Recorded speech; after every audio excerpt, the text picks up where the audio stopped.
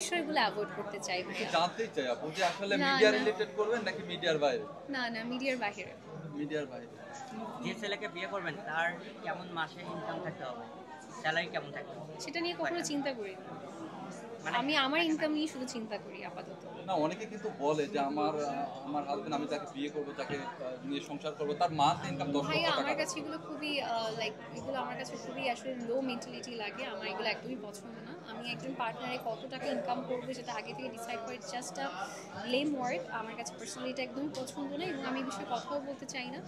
এবং আমার কাছে মনে হয় যে শিক্ষিত মানুষরা কখনোই এই ধরনের কথাও বলতে পারে না। ঠিক আছে? আপু সর্বশেষ আর প্রশ্ন করবো না। Thank you. আপনি এই ব্যান্ড প্রমোট করে অনেকেই কিন্তু নতুন ব্যান্ড প্রমোটার হতে চায়, অনেকেই উঠে আসতে চায়, কিন্তু হয়তো বা কোনো বাধার কারণে হতে পারে না। একটু জানতে চাই আপনার কাছে, ব্যান্ড প্রমোট করে কতটুকু মান্থলি আর্নিং করা সম্ভব এবং এটা দিয়ে ভালো একটা পজিশনে যাওয়া সম্ভব কিনা? ব্র্যান্ড প্রমোশন দিয়ে অবশ্যই হচ্ছে আপনি নিজের পায়ে দাঁড়ানোর মতো হচ্ছে ইনকাম করতে পারবেন এবং তার থেকে বড় কথা হচ্ছে যে ব্র্যান্ড প্রমোশনে যদি আপনি কিছু করতে না পারেন সেটা একমাত্র নিজের কারণেই করতে পারবেন না। আপনার সবচেয়ে বড় বাধা আপনি নিজেই। হ্যাঁ, আর আসলে কোনো কম্পিটিশন নেই। আপনি আপনার একমাত্র বাধা, আর কেউ আপনাকে বাধা দিতেও পারবে না। সো আপনি নিজেকে ওয়ার্ক অন করেন, শুধু ব্র্যান্ড প্রমোশন না, যত প্রফেশনে আছে না কেন, আপনি যত ডেডিকেশন দিয়ে কাজ করবেন আপনার রেজাল্ট দিন শেষে আসবে। Hard work page of definitely. অনেকেই ইতিমধ্যে ব্যান্ড প্রমোট করে অনেক গাড়ি বাড়ি অনেক বিজনেস দাঁড় করিয়ে ফেলেছে, হ্যাঁ, তো হ্যাঁ। আপনি কতটুকু করেছেন? না, আমি তো একদম মাত্র স্টার্ট করেছি। আমার সবে মাত্র ১.৫ থেকে ২ বছর হয়েছে। ১.৫ থেকে ২ বছরের মধ্যে ১ বছর তো স্ট্রাগলিং এ চলে গিয়েছে। তার মধ্যে এখন টুকটাক মানুষজন আমাকে চেনা শুরু করেছে। সো আমি তো গাড়ি-বাড়ি করিনি। এতটুকু আমি জানি। আর হচ্ছে যারা করেছে তারা অনেক কষ্ট করে করেছে। Brand promotion is not a joke. অনেক কষ্ট করে আসলে আর্ন করা হয়। ১ ঘন্টা কথা বলা ননস্টপ এবং একটা ঘন্টায় না তো দিনের আপনি যদি ৪ টা জায়গায় যেতে হয় ৪ টা জায়গায় ৪ টা ঘন্টা কথা বলা।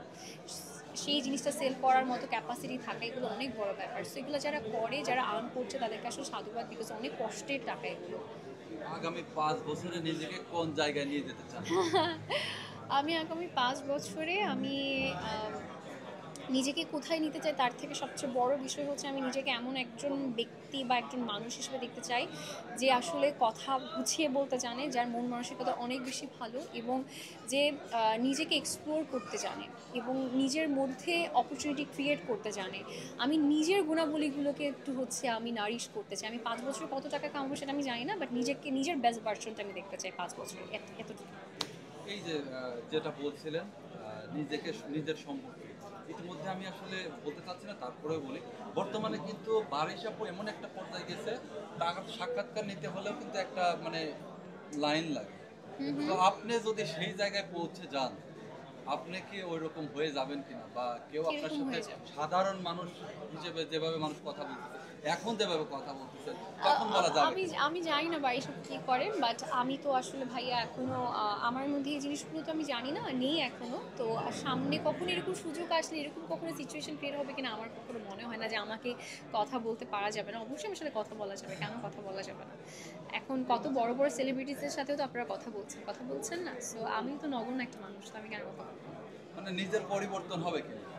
অবশ্যই নিজের যদি আমি এইভাবে কাজ করতে থাকি অবশ্যই আমার পরিবর্তন আমি আশা করছি। আর এটা আনার জন্যই তো এত বেশি কষ্ট করা, এত বেশি খাটাখাটনি করা। সো হ্যাঁ, আমি নিজেকে একটা পর্যায়ে দেখতে চাই।